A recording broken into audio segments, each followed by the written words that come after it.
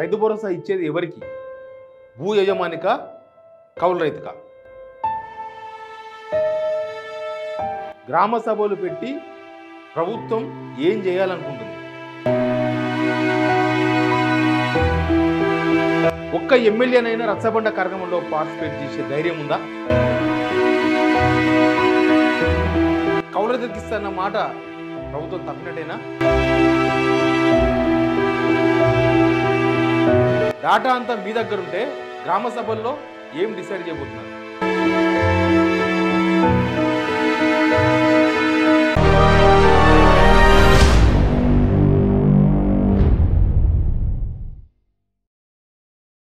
అందరికీ నమస్తే. రైతు భరోసా జనవరి 26 నుంచి వస్తుందని ప్రకటించేసింది గవర్నమెంట్. దానికి సంబంధించి కొన్ని విధి విధానాలు కూడా వచ్చినాయి. మీరు సిగ్నల్ టీవీలో ఆ వీడియో కూడా చూడొచ్చు. భూభారతి, వీళ్ళు తీసుకొచ్చిన భూభారతిలో ఉన్న వాళ్ళ ప్రతి ఒక్కరికి ఇస్తాం. పంట వేసినా వేయకున్నా ఇస్తాం. అటవీ హక్కుల ప్రకారం, అటవీ చట్టం ప్రకారం ఎవరికైతే అవి పట్టాలు ఇచ్చిర్రో వాళ్ళకు కూడా ఇస్తాం అన్నీ చెప్పిండ్రు. కానీ అసలు విషయాలు చాలా తేలాల్సిన అవసరం ఉంది. అసలు ఏం చేయాలనుకుంటుంది రైతు భరోసా విషయంలో, ప్రభుత్వం ఏం చేయాలనుకుంటుంది, ఎవరికి ఇవ్వాలనుకుంటుంది అనేది ఇప్పటికీ క్లారిటీ లేదు. ఎందుకంటే మీరు ఒక వీడియో చూడండి, వీడియో చూసిన తర్వాత మాట్లాడదాం. మన కాంగ్రెస్ ప్రభుత్వం వస్తే రైతు భరోసా పథకం కింద ప్రతి ఏటా రైతులకు, కౌలు రైతులకు 15,000 రూపాయలు, వ్యవసాయ కూలీలకు 12,000 రూపాయలు, ఇంకా వరి పంటకు క్వింటాకు 500 రూపాయల బోనస్ ఇవ్వబడును. హస్తం గుర్తుకు ఓటేద్దాం, మన కాంగ్రెస్ ని గెలిపిద్దాం. వీడియోలో ఏముంది? రైతులతో పాటు కౌలు రైతులకు కూడా 15,000 రూపాయలు ఇస్తాం. అది ఎలక్షన్స్ ముందు కాంగ్రెస్ ఇచ్చిన అడ్వర్టైజ్మెంట్, వాళ్ళ ట్విట్టర్లో, అఫీషియల్ ట్విట్టర్లో పెట్టుకున్న వీడియో అది. అంటే కౌలు రైతులు కూడా ప్రభుత్వం మారితే, గత ప్రభుత్వం ఓపెన్గా చెప్పేసింది కౌలు రైతులకు మేము ఇవ్వలేము, కౌలు రైతులు మేము గుర్తించాం, కౌలు రైతులకు మేము పట్టా పాస్బుక్లో వాళ్ళ పేర్లు పెట్టలేము అనుభవదారు కాలంలో, కాబట్టి మేము ఇవ్వలేము, వాళ్ళని ఎట్లా గుర్తించేయాలనో, ఎట్లా ఐడెంటిఫై చేయాలనో మాకు తెలియదు, మేము ఐడెంటిఫై చేయం కౌలు రైతులని చెప్పేసింది గవర్నమెంట్. సరే, గవర్నమెంట్ మారింది, అందుకే వీళ్ళు కౌలు రైతులకు ఇస్తామని చెప్పేసినారు. ఆ గవర్నమెంట్ ఇస్తలేదు కాబట్టి మేము ఇస్తాం, రైతులకు ఇస్తాం, కౌలు రైతులకు ఇస్తాం. రేవంత్ రెడ్డి ఎన్నిసార్లు ఏం విషయాలు చెప్పినరో మీకు అందరు గుర్తు ఉంది. గవర్నమెంట్ వచ్చిన తర్వాత కూడా రేవంత్ రెడ్డి ఏం మాట్లాడో ఈ వీడియోలో చూడండి. ఇందిరమ్మ రైతు భరోసా పథకం భూమి ఉన్న రైతులతో పాటు కౌలు రైతులకు కూడా ఏడాదికి ఎకరాకు 15,000. సోనియమ్మనే రైతు భరోసా పథకం కింద ప్రతి ఎకరానికి, ప్రతి సంవత్సరానికి రైతులకు సహాయం అందించడానికి కౌలు రైతులతో సహా 15,000 రూపాయలు. ఇప్పుడు తీసుకుంటే 10,000 వస్తుంది రైతు బంధు. కాంగ్రెస్ అధికారంలోకి వస్తే 15,000 వస్తుంది. మా ప్రభుత్వం ప్రజాపాలనలో రైతులందరికీ సంవత్సరానికి 12,000 రూపాయలు ఇవ్వాలని నిర్ణయం తీసుకున్నది. అయిపోయింది, గవర్నమెంట్ వచ్చేసింది, అన్నీ అయిపోయినాయి. మొన్నటి వరకు రైతులకు, కౌలు రైతులకు అందరికీ ఇస్తామని చెప్పిన గవర్నమెంట్ ఇప్పుడు రైతు భరోసా ఎవరికి ఇవ్వబోతున్నారు? భూ యజమానులకి ఇవ్వబోతున్నారా, కౌలు రైతులకు ఇస్తున్నారా? కౌలు రైతులు మన దగ్గర తక్కువ లేరు. ఈ గవర్నమెంట్ వీళ్ళు ప్రతిపక్షంలో ఉన్నప్పుడు చెప్పిన లెక్క 25 lakhs, 25 లక్షల మంది. పెరిగితే 1 లక్ష పెరగొచ్చు, తగ్గితే 1 లక్ష తగ్గొచ్చు, కానీ 25 లక్షల మంది వాళ్ళు చెప్పిన లెక్కనే. ఇప్పుడు ఆ 25 లక్షల మంది భవితవ్యం ఏంటి? 25 లక్షల మందికి వస్తుందా లేదా? మరి భూ యజమానులకి ఏం చెప్తారు మీరు? దానికి సంబంధించి ఇప్పుడు ఎవరు మాట్లాడతలేరు. కానీ పొంగులేటి శ్రీనివాసరెడ్డి ఒక మాట మాట్లాడిండు. ఆ మాట మాట్లాడిన వీడియో కూడా చూద్దాం, చూసిన తర్వాత కంటిన్యూ చేద్దాం. వ్యవసాయానికి యోగ్యమైన ప్రతి ఎకరాకి 2 విడతల్లో 2 పంటలకి 12,000 ఇచ్చే రూపాయల స్కీమ్కి శ్రీకారం చుట్టాం. దీన్ని 16వ తారీఖు నుంచి 20వ తారీఖు వరకు 5 రోజులు ప్రతి విలేజ్కి అధికారులు వస్తారు. ఈ 4 స్కీములు గ్రామ సభలోనే చర్చ పెడతారు. గ్రామ సభలో చర్చ పెట్ట ప్రతి గ్రామంలో నడి ఒడ్డున గ్రామ సభ పెట్టి ఆ గ్రామ సభలో అర్హులైన వాళ్ళ లిస్టు అనౌన్స్ చేసి, అదే విధంగా గ్రామ సభలో చర్చ పెడితే అర్హులు కాని వారు ఎవరైనా ఉంటే మీరు చెప్తే తప్పకుండా అధికారులు అటువంటి దాన్ని డిలీట్ చేస్తారు. మంత్రి పొంగులేటి శ్రీనివాసరెడ్డి గారు ఏం చెప్తున్నారు? 16వ తేదీ నుంచి 20వ తేదీ వరకు 5 రోజుల పాటు గ్రామ సభలు పెడతాం. గ్రామ సభలోనే డిసైడ్ కాబోతుంది ఎవరికి ఇస్తాం, ఎవరు అర్హులు ఎవరు అనర్హులు అని చెప్తున్నారు. అసలు గ్రామ సభలో ఇవి తేలాల్సిన అంశాలేనా? తేలుతుందా? ఊర్లలో ఎన్నో పంచాయతీలు ఉన్నాయి, ఊర్లలో చాలా పంచాయతీలు ఉన్నాయి. ఇప్పుడు వీళ్ళు కొత్తగా పోయి రచ్చబండ మీద ఆ ఊర్లో పంచాయతీ పెట్టాలనుకుంటున్నారా? మీ దగ్గర డాటా ఉంది, కంప్లీట్ డాటా ఉంది మీ దగ్గర. మీరు అందరికీ ఇవ్వాలనుకుంటున్నప్పుడు ఇంకా మళ్ళీ గ్రామ సభలు, రచ్చబండలు, ఈ పంచాయతీలు ఇవన్నీ ఏంటివి? మీ దగ్గర డాటా ఉంది, 70 లక్షల మంది రైతులు ఉన్నారు. అందులో మీరు బహుశా ఈ గుట్టలు పుట్టలు తీసేసామంటున్నారు. అది ఎంత పర్సెంటేజ్ ఉందో, ఎంతమంది ఉన్నారో మీ లెక్కనే మీ దగ్గరే ఉంది. అది ఎవరు చెప్పాల్సిన అవసరం లేదు.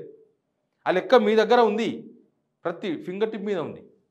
ఎందుకంటే గత గవర్నమెంట్ ఇచ్చింది కదా, మీరే కదా చెప్పింది. గత గవర్నమెంట్లో అందరికీ ఇచ్చింది కదా, పుట్టలకు గుట్టలు కూడా ఇచ్చింది కదా. ఆ డాటా మీ దగ్గర ఉంది. మీరు డాటా మీ దగ్గర ఉన్నప్పుడు మీరు మళ్ళీ గ్రామ సభలు పెట్టి అక్కడ పోయి పంచాయతీలు చేయాల్సిన అవసరం ఏముంది? అక్కడ 2-3 పంచాయతీలు అవుతాయి. ఊర్లలో చాలా పంచాయతీలు ఉంటాయి. పక్క భూమి ఆయనకు పక్క ఆయనకు పడదు, పాలైనకు పడదు, ఒక ఆయనకు ఇంకొక ఆయనకు పడదు. అంటే ఎవరో కంప్లైంట్ చేస్తే హైడ్రా ఇట్లా పడనోళ్ళ మీద కంప్లైంట్ చేస్తే పోయి కులగొట్టినట్టు అక్కడ కూడా ఎవరో కంప్లైంట్ చేస్తే తీసేస్తారా? ఇప్పుడు కౌలుదారు పోయి కంప్లైంట్ చేస్తాడు. రేపు గ్రామ సభలో కౌలుదారుకు మీరు ఇస్తామని చెప్పారు కదా, కౌలుదారుడు పోయి నేను కంప్లైంట్ చేస్తాడు. నేను ఈ భూమి మీద నేనున్నా, మీ భూభారతిలో కూడా పెడతామన్నారు కదా, మీ భూభారతులు అనుభవదారు కాలం కూడా పెడతామన్నారు కదా. ఇప్పుడు అనుభవదారు కాలంలో నా పేరు వస్తుంది, నా పేరు వచ్చింది. ఇప్పుడు నాకు కదా రైతు భరోసా ఇవ్వాల్సింది, ఓనర్ కాదు కదా. ఆయనకి వెళ్ళి ఇస్తారు భూ యజమాని, కానీ వ్యవసాయం చేస్తలేడు. మీరు ఏం సమాధానం చెప్తారు? ఆఫీసర్ ఎవరిని బుజ్జగిస్తాడు? భూ యజమాని బుజ్జగిస్తాడా, కౌలుదారుని బుజ్జగిస్తాడా?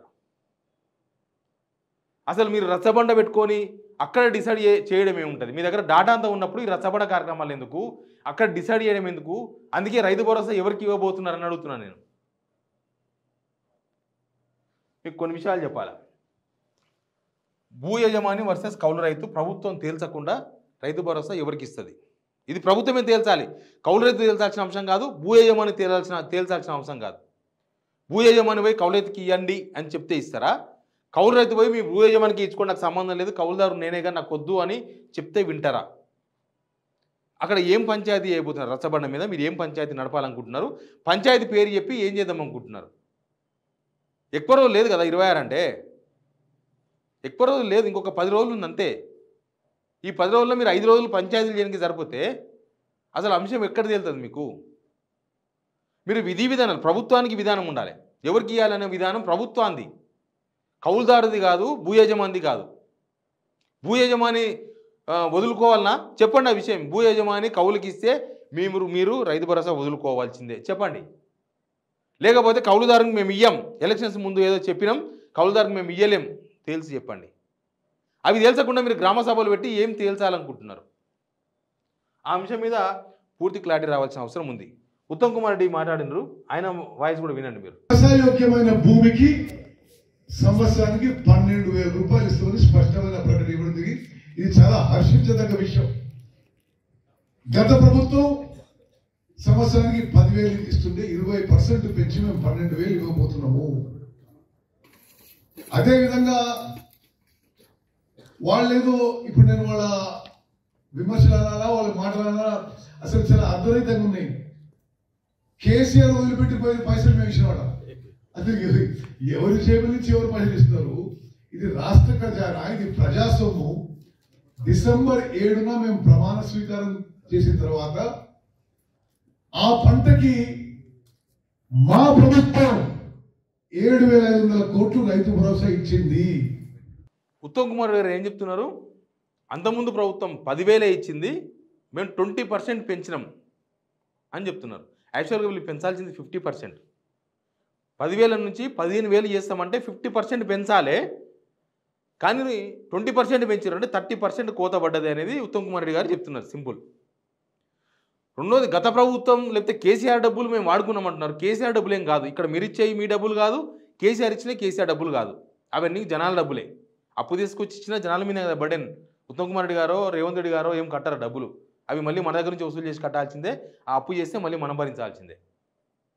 కానీ అప్పుడు ఎందుకు ఇవ్వలేదు? ఆ ప్రభుత్వం వదిలేసిపోయిందంటే ఆ ప్రభుత్వం ఆ ఎలక్షన్స్ ముందు మీరే ఎలక్షన్ కమిషన్కి పోయి ఆపి ఇచ్చారు. ఆ డబ్బులు ఉన్నాయి కాబట్టి ఒకవేళ మీరు డబ్బులు లేకపోతే కేసీఆర్ని ఆపాల్సిన అవసరమే లేకుంటుండే.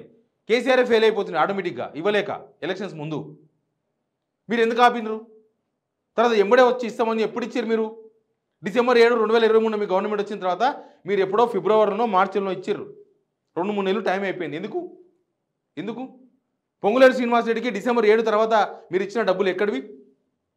ఈ గవర్నమెంట్లో ఫస్ట్ బెనిఫిషియరీ ఎవరు తెలుసా? Ponguleti Srinivasa Reddy minister first beneficiary. ఎందుకంటే ఎవరికి ఏ కాంట్రాక్టర్కు డబ్బులు ఇవ్వలేదు, ఏ రైతు భరోసా రైతు బంధు కింద ఎవరికి డబ్బులు ఇవ్వలేదు, ఎవరికి ₹1 ఇవ్వలేదు, ఏ స్కీమ్ కింద ₹1 ఇవ్వలేదు. ఫస్ట్ బెనిఫిషియరీ పొంగులేటి శ్రీనివాసరెడ్డి గారు. ఎందుకంటే ఆ డబ్బులు ఆ రోజున్న 2000 కోట్లు ఉన్నాయా, 3000 కోట్లు ఉన్నాయా, రైతు భరోసా రైతు బంధు డబ్బులు ఏమున్నాయో ఆ డబ్బుల మీద మీరు అసెంబ్లీలో ఎందుకు క్లారిటీ ఇవ్వలేదు? ఎందుకు మీరు వైట్ పేపర్ పెట్టినారు కదా అసెంబ్లీలో 7 లక్షల కోట్లు అప్పైందని చెప్పారు కదా, ఎందుకు ఆ డబ్బులు లేవన్న విషయం చెప్పలేదు? ఎందుకు చూపించలేదు? కేసీఆర్ గవర్నమెంట్ వదిలేసిన డబ్బులు ఎన్ని? అసలు అవి రైతు భరోసాకు సరిపోయే డబ్బులా, సరిపోని డబ్బులా? సరిపోకపోతే మరి కేసీఆర్ జనాలను మోసం చేయాలనుకున్నాడా? లేకపోతే ఆ డబ్బులు ఉంటే మీరు ఆ డబ్బులు ఎక్కడ మిస్యూజ్ చేశారు? మిస్యూజ్ అంటే ఫస్ట్ బెనిఫిషియరీ పొంగులేటి శ్రీనివాసరెడ్డి ఎందుకు అయ్యాడు, మిగతా వాళ్ళు ఎందుకు కాలేదు? నిజానికి వీళ్ళు చెప్పిన లెక్క ప్రకారం ఫస్ట్ బెనిఫిషియరీ రైతే కావాలి. వీళ్ళు చేసిన రుణమాఫీ అనేది తెల్లారితే రుణమాఫీ చేస్తామన్నారు. తెల్లారితే రైతు భరోసా కూడా రావాలి కదా. ఫస్ట్ బెనిఫిషియరీ రైతు కావాలి. కానీ రైతు ఎందుకు కాలేదు? ఫస్ట్ బెనిఫిషియరీ పొంగులేటి శ్రీనివాసరెడ్డి ఎందుకు అయ్యాడు? ఆ విషయం అంతా అయిపోయింది. ఇప్పుడు ఇక్కడికి వద్దాం. ఇప్పుడు 26వ తారీఖు తర్వాత రైతు భరోసా 26 తారీఖు తర్వాత అంటే అది 26, 27, 28, 29, 30, 31 ఫిబ్రవరి 26 తర్వాత విషయం. వీళ్ళకి నెక్స్ట్ ఒక ప్లాన్ ఉంది. ఆ ప్లాన్ ఏం తెలుసా? Local body election plan. Local body elections ఎప్పుడు వస్తాయని చెప్తున్నారు వీళ్ళు. ఆల్రెడీ మీటింగ్స్ పెడుతున్నారు కదా. లోకల్ బాడీ ఎలక్షన్స్ గురించి ప్రిపరేషన్ మీటింగ్స్ గవర్నమెంట్ స్టార్ట్ చేసింది. కాంగ్రెస్ మహేష్ కుమార్ గౌడ్ గారు తిరుగుతూ ఉన్నారు దేశం మీద పడి. లోకల్ బాడీ ఎలక్షన్స్ రాబోతున్నాయి, మీరు ఖచ్చితంగా మనం గెలవాలి. బట్టి విక్రమార్క మా జిల్లాకే పోయిండు, మా ఉమ్మడి మామనాడు జిల్లాకే పోయిండు. ఆడ ఏం మాట్లాడిండు విందామా? బట్టి విక్రమార్క ఏం మాట్లాడిండు వినండి.